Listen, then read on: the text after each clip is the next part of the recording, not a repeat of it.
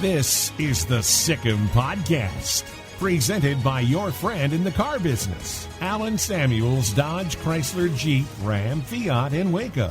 Online at alansamuelsdcj.com. The Sick'em Podcast is a production of Baylor Athletics. Now, here are your hosts, Brooke Bednarz and the voice of the Bears, John Morris.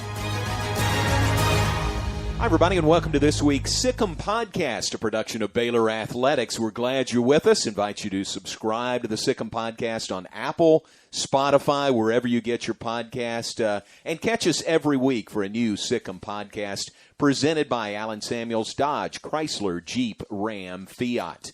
John Morris alongside Brooke Bednarz, and pleased to have with us Baylor's new head football coach, Dave Aranda, is with us this week for the Sick'em Podcast.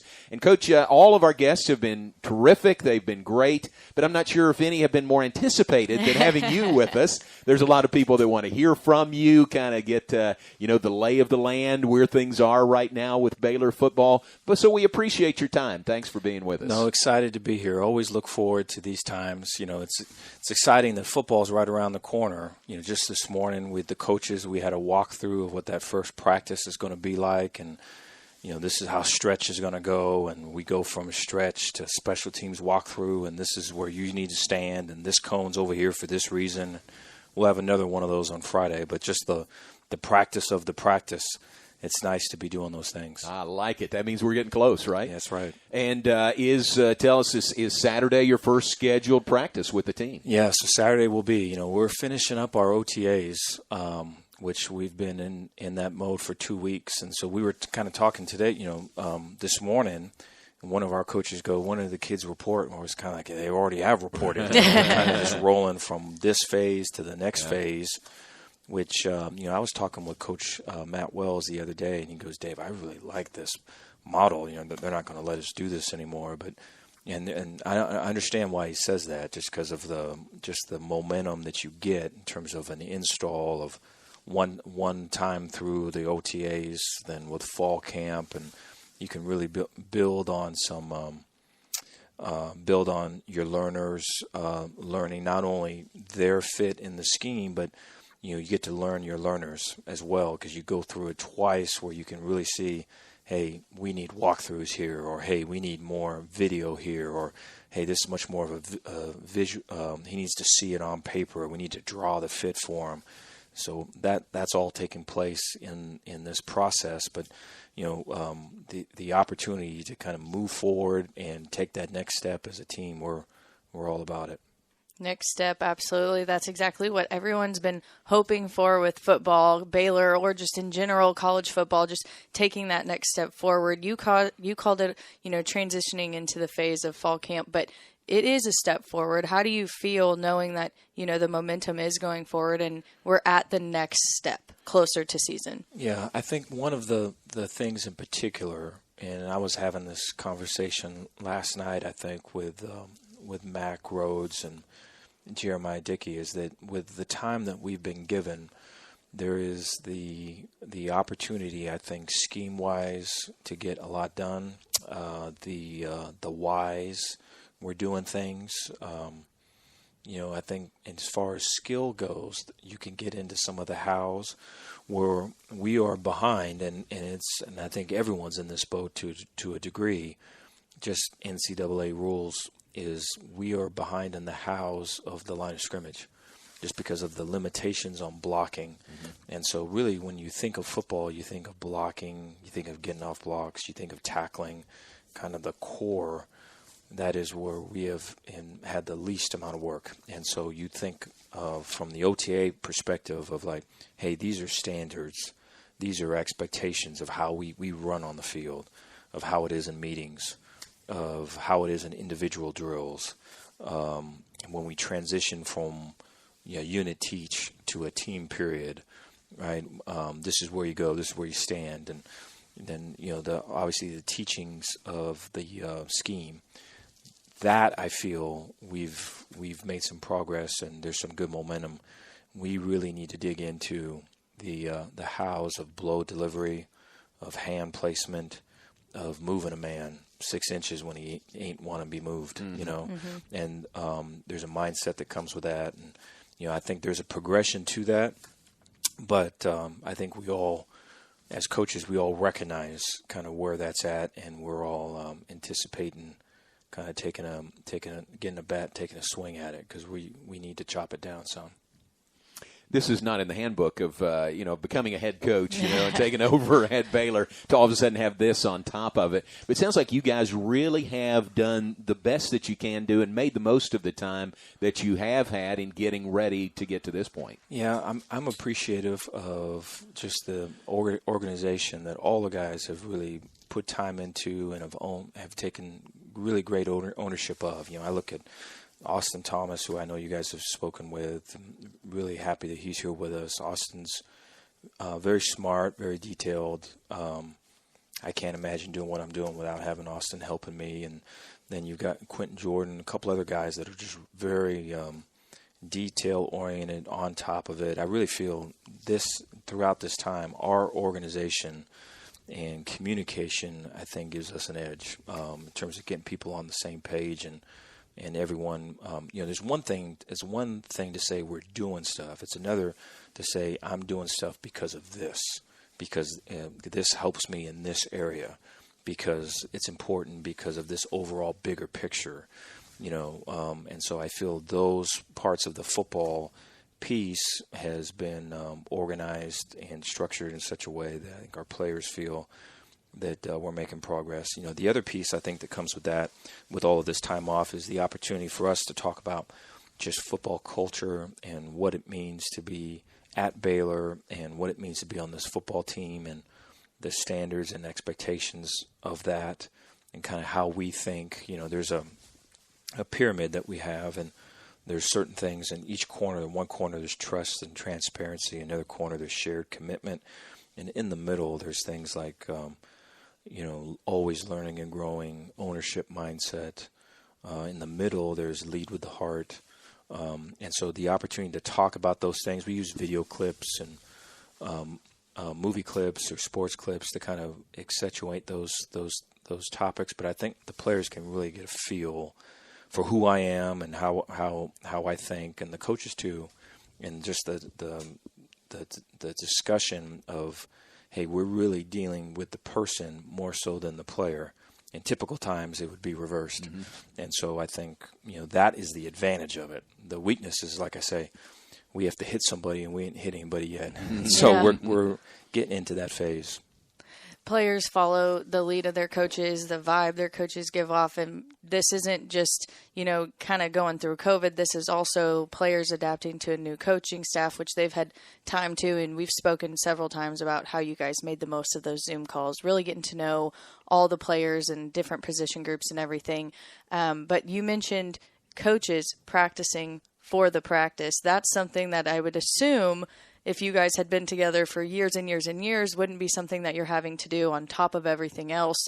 So how do you feel that the coaching staff has come together, and with your how did your coaches' practice go? Yeah, no, good. I think, it's a good question. When you are coming from different spots, I think, it's you take for granted, I think, when you're at particular institution for a lot of years and you got people around you that kind of can anticipate, hey, today's Tuesday, this is kind of how Tuesdays go, or hey, this just happened, I'd kind of leave them alone for a little bit, or when those things are kind of built in, there's an advantage. I think an advantage just in terms of the teamwork aspect of it. When you don't have those things, I think it's really important to, like we talked about in that cornerstone, to be very truthful and very transparent about, hey, this is kind of what the expectations are. I have some biases with this because of certain schools, and we did it this way, and I like it like that. It doesn't mean it always has to be that way. I put that out there if anyone has suggestions, or there may be, hey, I like doing it this way. I'd like to keep it this way. Maybe if this doesn't go well, we can talk about it at a later date. But I think keeping those things to where everyone understands why we're doing it. This is important to coach. This is important to us. Those are, you're talking about everything. So you're talking like this is our first time doing this in this office. Like where you sit, how this fits, right? Where's this going to go? Like the whole thing. You do it a bunch, it just obviously becomes more natural. And so I think the more we can have these walkthroughs, we'll have one more on Friday.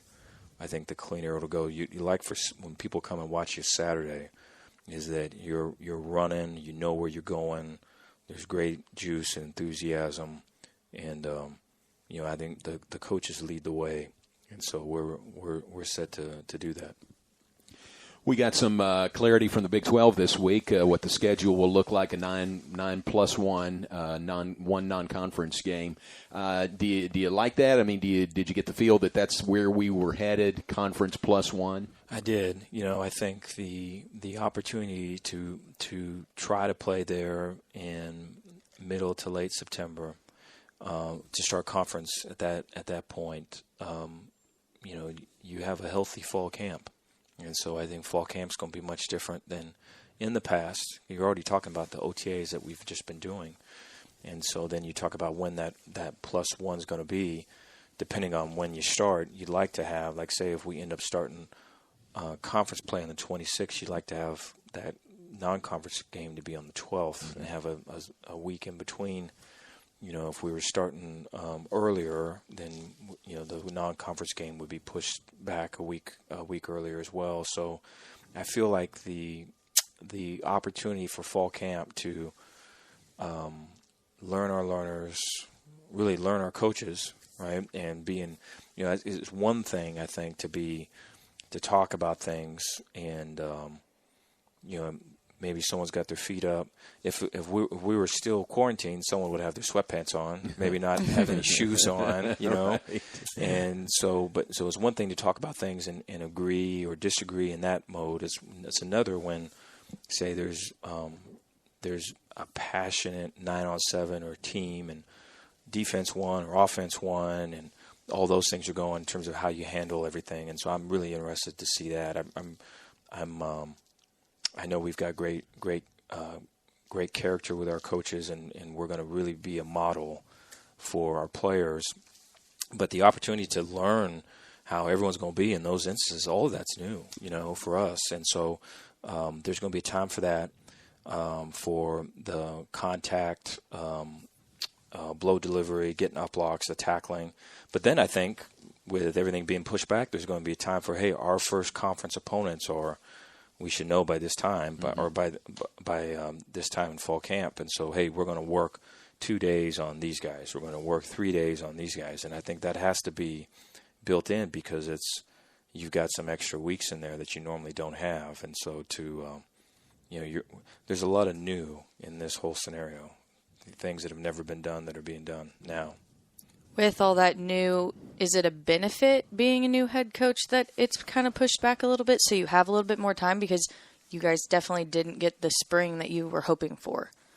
There is some. I think it's got to be managed the right way. So, you're working with guys that, and I give credit to Corey Campbell and our strength conditioning staff. They've really done a good job in the past 6-7 weeks of getting guys in as good condition as possible. There's been some good strength gains. The weights have kind of the guys that have needed to lose weight have done so. The guys that have needed to gain weight have incrementally been able to. And so I think there's positive things there. But when you look at it from a broader view, and this is not just us, this is everybody, but they're behind from where they normally been just because of the we talked about the sweatpants and and all that. And so I think, the quarantine part of it.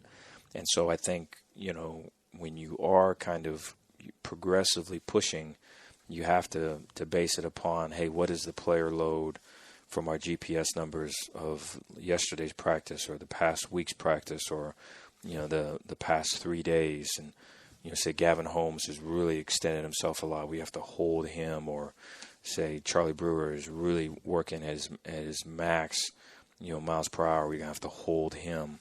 And so I think there's a fair amount of that because guys are kind of, while they're learning and they're getting instruction in the system, they're also getting into shape at the same time. And so the balance of that, I give, I lean a lot with Ron Roberts and Larry Fedora. Joey McGuire is a great a great person to lean on with all of it. We have discussions on how to read these numbers, the best path moving forward. We'll always have my suggestions, but I like to hear from them, and we kind of fully take ownership of how this is in terms of our team and their work habits and their workload. But it is a bit of a balancing act because you're trying to get both, but you're working your way into shape as we go.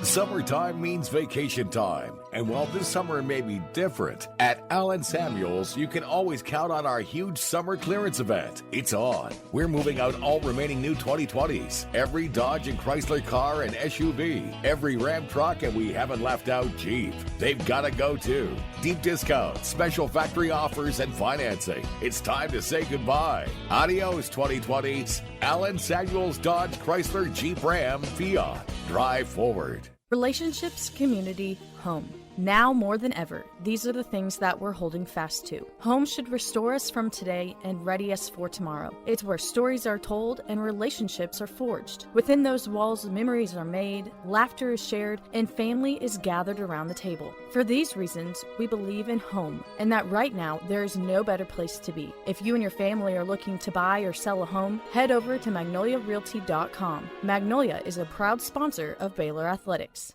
Now, back to the Sikkim Podcast, presented by your friend in the car business, Allen Samuels, Dodge, Chrysler, Jeep, Ram, Fiat.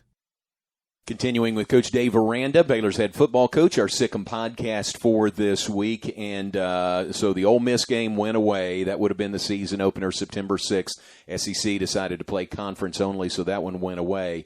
Then the next game was Kansas, a conference game. As we record this on August 5th, that game is going to move later, you think? There's going to be some shuffling. We'll get a non-conference game in there and then hit the start of conference. Is that what you're thinking? I don't know. That's a good question, and I've asked that question, and the answer that I've gotten back is, I don't know.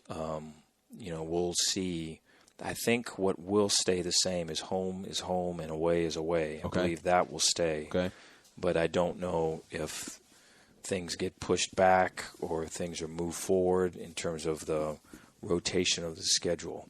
And so I don't know if anyone really knows at this point. No. I think part of it is and it's interesting to be in this seat is how much of it, and this is just these are just whether it's administration, whether it's Big 12 conference, whether it's coaches, how much of it is, hey, all right, we got to this place. We opened the door. You know what? There's another door. We got to get to this door right, and open that door. Wow. And so it's not as if someone's going through and opening 3 doors ahead. Yeah. And we can kind of see that far. It's kind of one door at a time.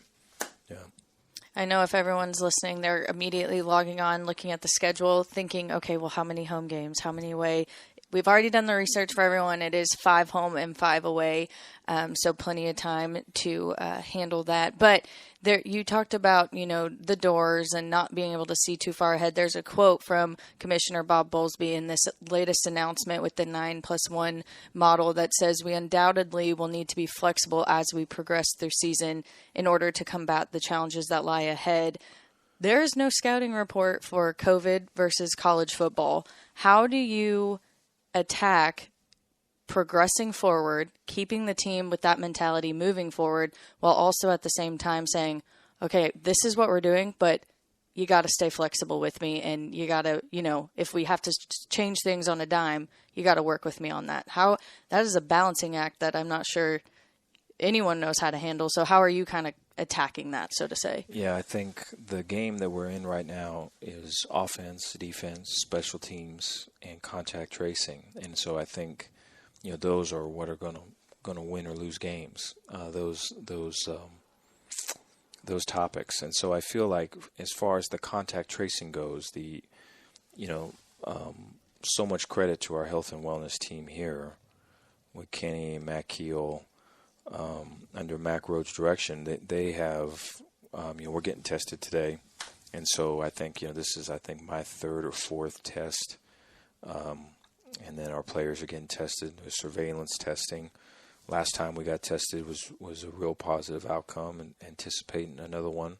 But, the positive being negative. Correct. Just label that. Yeah. Correct. And so just the more we're tested, right, and the more that our guys are under the, this is now week 7 of them being back, and it's just the standards and the expectations that are given upon them in terms of how you operate here in terms of wearing a mask, and you're washing your hands, and when you go home, you're staying at your spot, which is the hardest thing to ask, is to not go to someone's house when there's a bunch of folks over there at that house, not go to that restaurant when there's a bunch of people at the restaurant, is really more or less being isolated.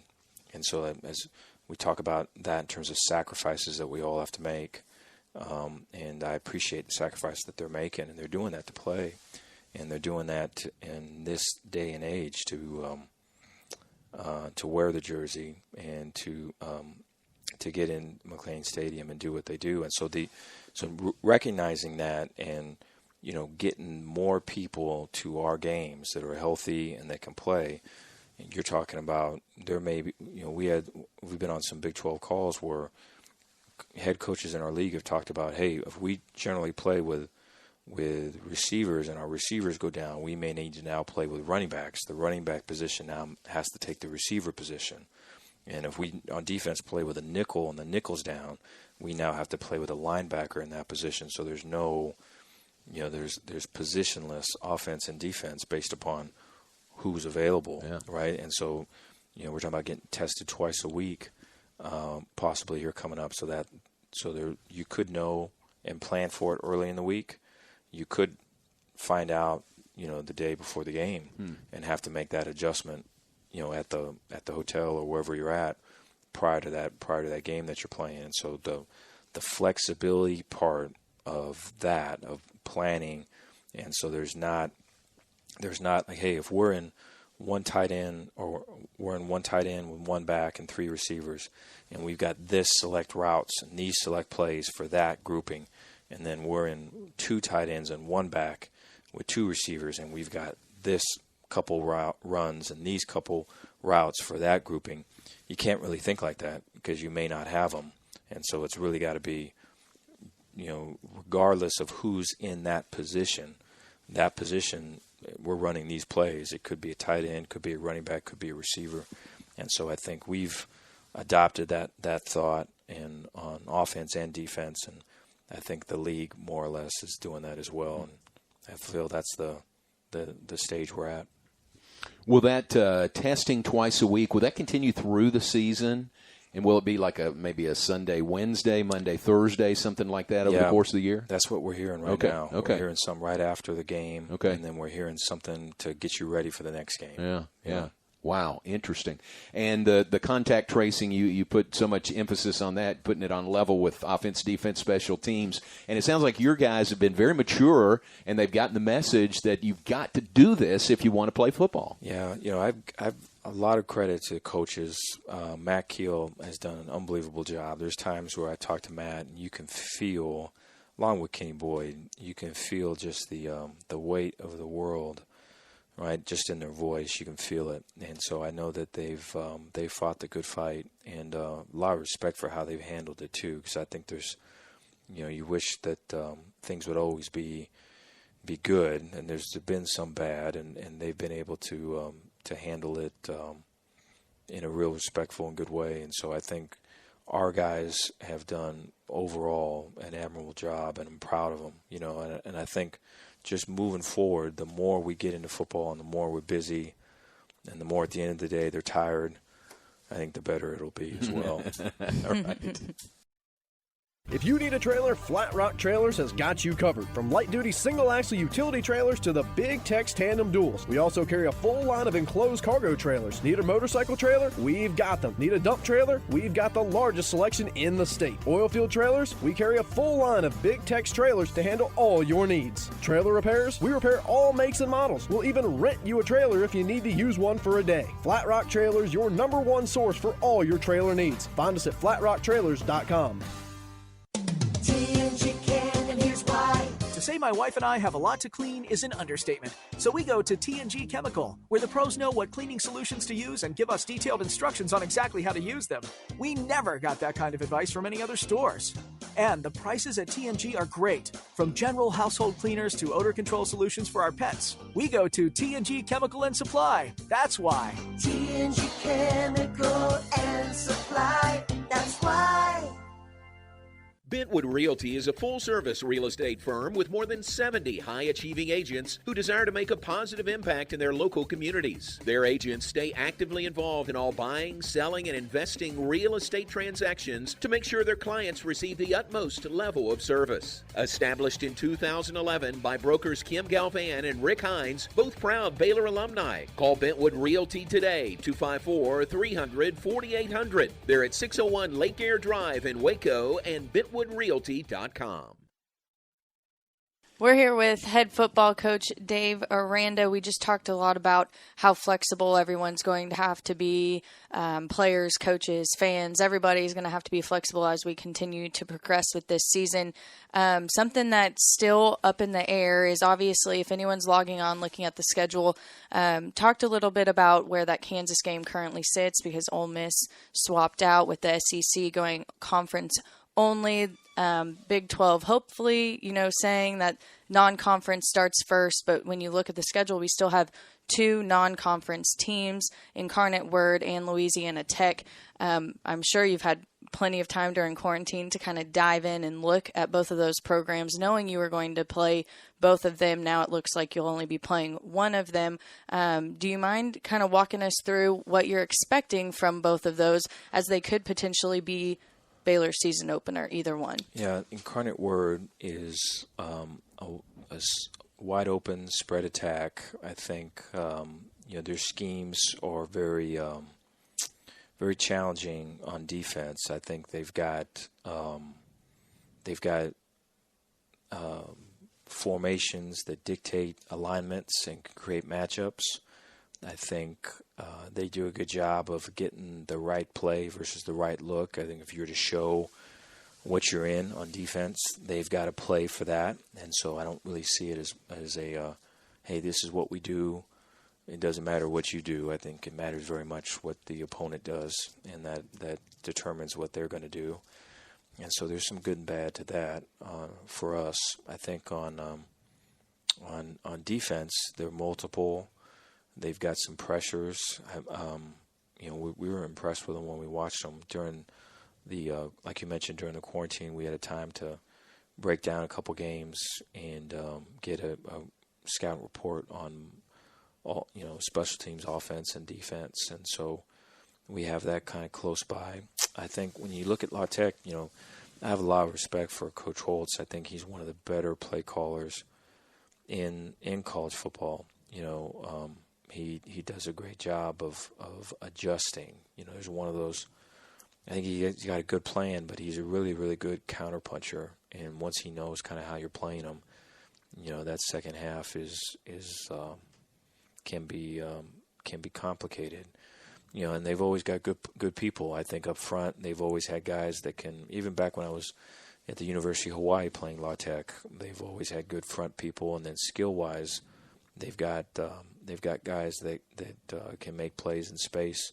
They're making some changes there at some real specific positions that, I'm sure they wish they had spring ball like most people. But I think when I think of playing La Tech, I think of playing on defense against the play calling of Coach Holtz. It's the first thing that comes to mind. And so, I think the second would be just the athleticism of their front. And so I think both of those present challenges. But when we get to that point, they're hopefully on the 12th.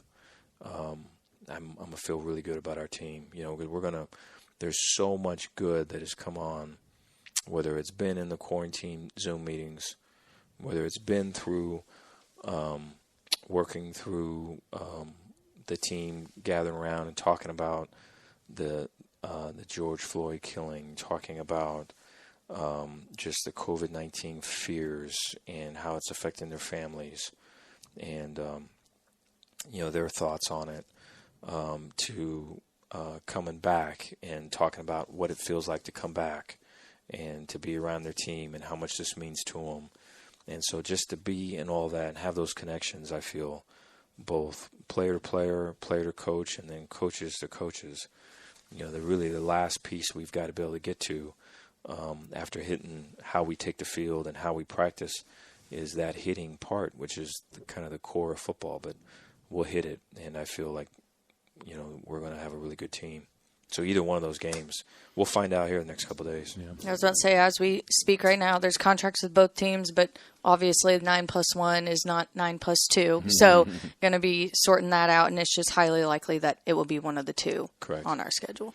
And you've been doing all these things that you've talked about. You've also made huge inroads, it seems like, recruiting-wise. I mean, even during a global pandemic, you and your staff are making real progress recruiting. You can't talk about specifics, but what would you attribute that to, your success there? I'd look at our coaches right away. Joey McGuire has been a great, if we're FaceTiming someone and I'm going to talk kind of at this tone, and we're kind of out there, and then you just hear just loud commotion. Right. And right around the corner is Coach McGuire, and so I love that he brings that energy. And Sean Bell would be another one. I think Sean, just the way he treats people and the way that he, I think he greets the local high school coaches.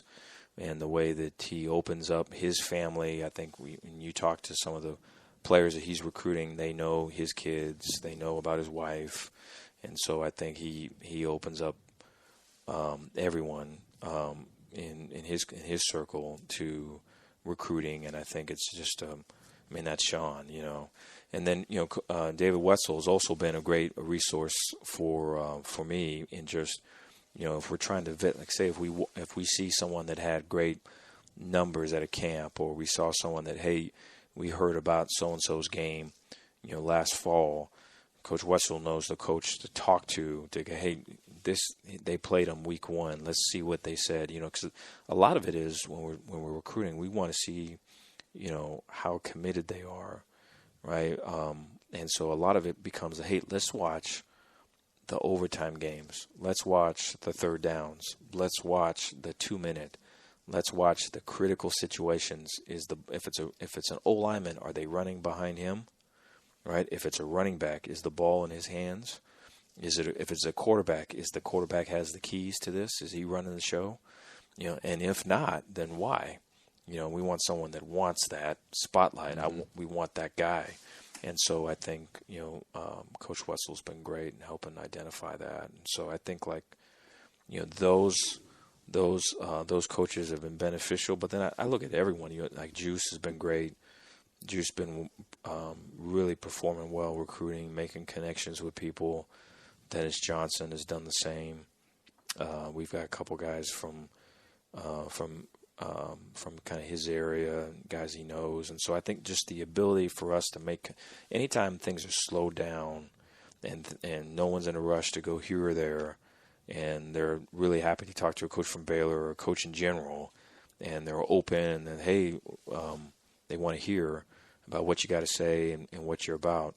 Advantage Baylor just with the guys that we've got on it. And so, we'll see. I'm excited about the class. We've got a few more to go, so we'll see. How do you carry that over into the fall, as obviously the kind of focus goes more toward the current team and handling everything as is? I think I think for some of these players that have committed to us or looking at us, there is last year's Baylor and the success that Baylor had.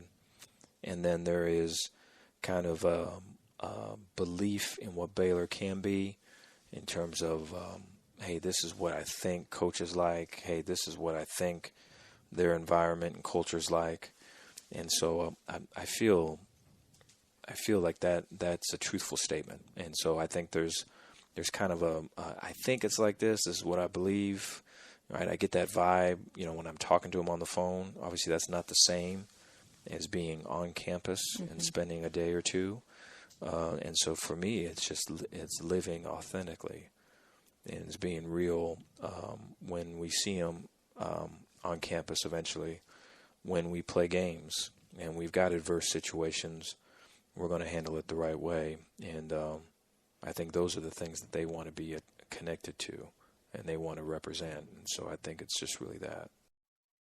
Relationships, community, home. Now more than ever, these are the things that we're holding fast to. Home should restore us from today and ready us for tomorrow. It's where stories are told and relationships are forged. Within those walls, memories are made, laughter is shared, and family is gathered around the table. For these reasons, we believe in home, and that right now, there is no better place to be. If you and your family are looking to buy or sell a home, head over to MagnoliaRealty.com. Magnolia is a proud sponsor of Baylor Athletics.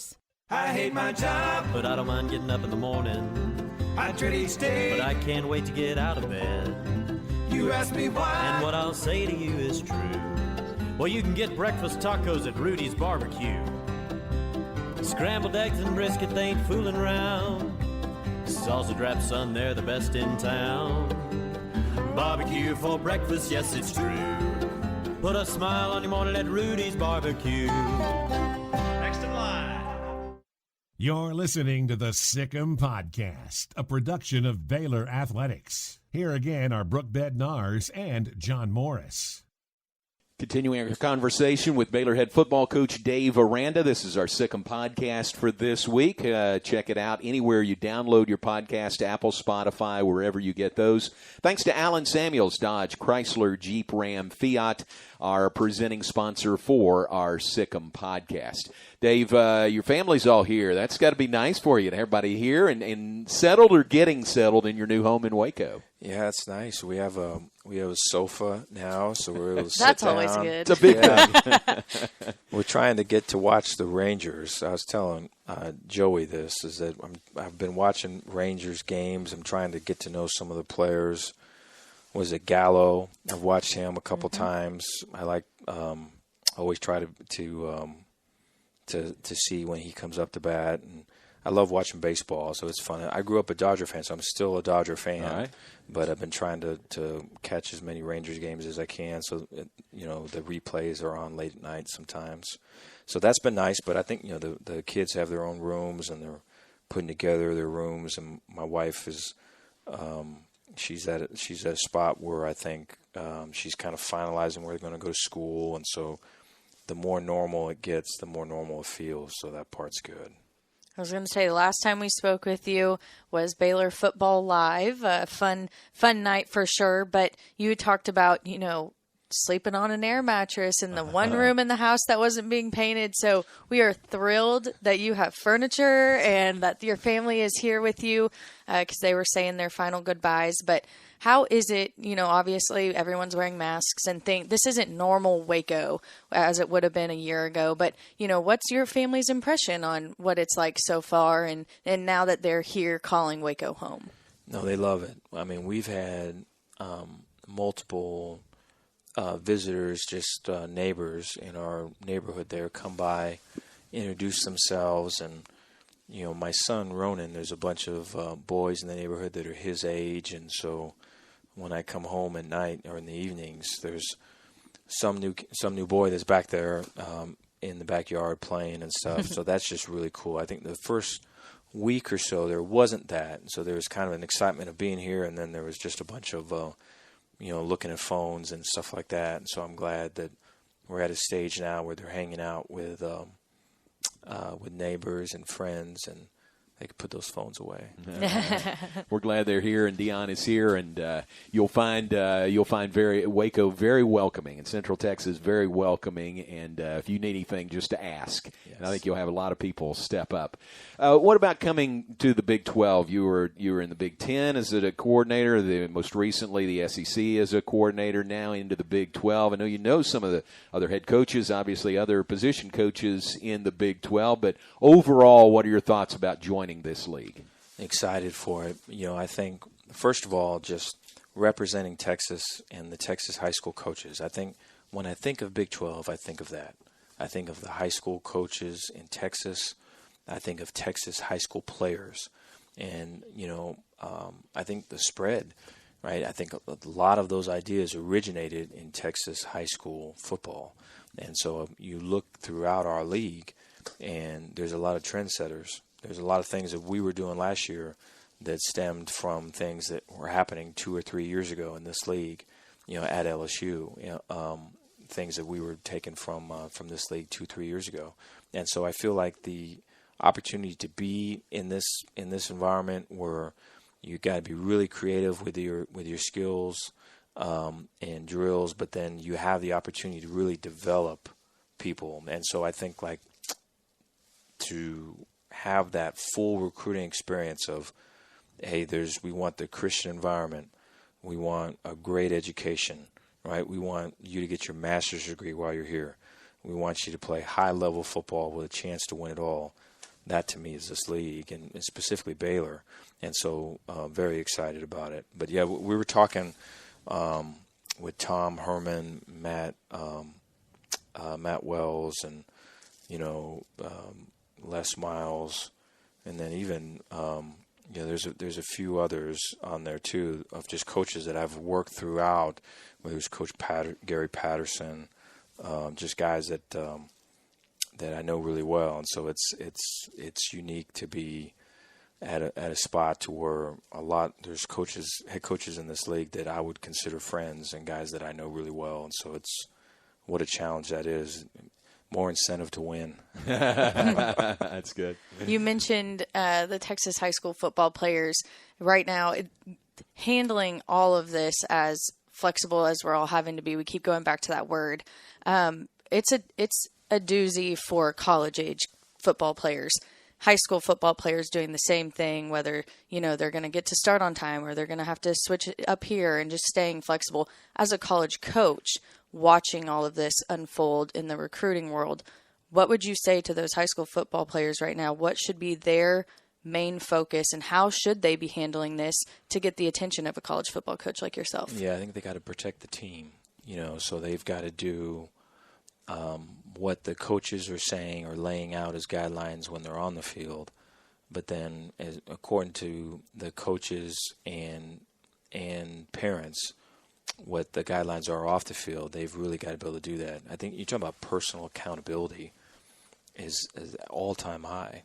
And so for them to get on the field and to have a season, for them to get in the classroom and get the education that they want to have, and then have the opportunity to move on and feel like, well, hey, I'm prepared and ready to move on, you've got to do everything right. Everything counts. And so I don't know if there's been a time where we always talk about, hey, what you do in the dark eventually will come to the light. I don't know if there's ever a time that's more true than now. And so I think, the fellows that I talk to, very, very proud. You hear the message they get from their coaches, and, they're spitting back those words right to you. And so it just makes you proud to be in the state and be associated with it, because they're hearing the right things and saying the right things. That it's a great saying there. Is there something like that you kind of hang your hat on? Is there one thing that maybe you've learned, picked up through the years that you like to repeat along those lines? And if so, where did it come from? Yeah, well, I think like the main thing for us that we talk about quite a bit is, the most important thing is who you become as a part of the chase or as a result of the chase. And so we talk about that with our players and with our coaches. And so I think the opportunity to identify character as the main component. And so whether that was hiring coaches whether we're doing that in recruiting, we're bringing players to or student athletes to Baylor, right? We're looking for character first, and we're going to say that character is going to drive winning at Baylor, and so we look at character skills, right? And then we want that reinforced with our day-to-day expectations and standards. So we would call that a process, and then we're going to say that we're going to get results out of that. And so I think like all of these things. So I look back, like if we were to pause this and fast forward to the end of my career, right, I would know without even looking at it that it's going to be successful, right? And more important than that, though, is that I did it the right way, that we treated people right, that we invested in people, that we learned our learners and appreciated people, valued, see and hear and value people for who they are. I think that's the most important thing. And I feel like as coaches in football, it's a vehicle for that. And so that's probably the one thing I talk about the most. There is one phrase you've said a couple of times that I do want to dive into, learned our learners. Yeah. Where did that phrase come from? And, what exactly, for everyone listening, what exactly do you mean when you say that? I think, so learn your learner to me is emptying any preconceived this or that on someone and accepting them for who they are and trying to get to where their heart is. And so seeing kind of what their values are. And, I think one of the things about becoming a coach is that the more you do it, the more it becomes important to understand, who you are, what you stand for, and kind of my values are this. Like no one really walks around individually with, trust, empathy, compassion on a shirt where you can see it. I think there's some people that live that way. A few of them the majority of them are all kind of trying to figure it out. And so I think there's times there's different reasons for things just not being clear. And so whether it's preconceived notions or coaches, it's all about me. Hey, just shut up and do this, or there's various other things. But I think for us to quiet the noise and to really take in the student athlete and know where they're at, and then see the good in them, right? See those values if they haven't done the work already. Identify those values for them. Hey, man, this is what makes you special. This is what you do really well, right? You give us this that no one else gives us, right? And then build that skill, right? And have a discipline of a daily attack to emphasize that. I think that gets it to where that person can be the best version of them. But it takes some quiet to do that. Sometimes things get too loud. We've had a lot of quiet lately. So thank you for taking the time to share that. We kind of wrap these up very typically by asking what you're looking forward to most when Baylor athletics return. Fortunately, you guys are already kind of in that role, taking the steps forward. But so I'm going to kind of adjust it and ask you, what are you looking forward to most when you finally get to step on the field and have a real practice and then hopefully a real game? I think the flow of the team. I think just being around a team. I think seeing people make sacrifices for each other. That comes in different ways. That could be with a rep. That could be with a coaching point on the sideline. That could be with maybe spending time in the meeting the night prior to prep for whatever's happening. That could be kind of clapping on the sideline, anticipating this is a big moment and let's go get it. That could be a coach that maybe is working on his language that got it right, and so just and feels that that's important and putting the time in. And so I think any of just that, when the flow, there's a momentum, man, you feel like we're going, it's happening, this is us, that. Wow, that's terrific. Well, glad we're close to the start of practice and hope things continue on the same path that they're currently on. Give our best to Dion and Jalen and Jordan and Ronan. Glad you all are here in Waco, and we appreciate your time. You got a lot going on, but thanks for spending some time with us. Appreciate you guys. Thank you, guys. All right, thanks very much. For Brooke, Bednarz, I'm John Morris. Appreciate Coach Dave Aranda being with us on this week's Sick'em Podcast. We'll have another one next week. Join us then for our next Sick'em Podcast. You've been listening to the Sick'em Podcast, presented by your friend in the car business, Alan Samuels Dodge Chrysler Jeep Ram Fiat in Waco. Online at alansamuelsdcj.com. The Sick'em Podcast has been a production of Baylor Athletics.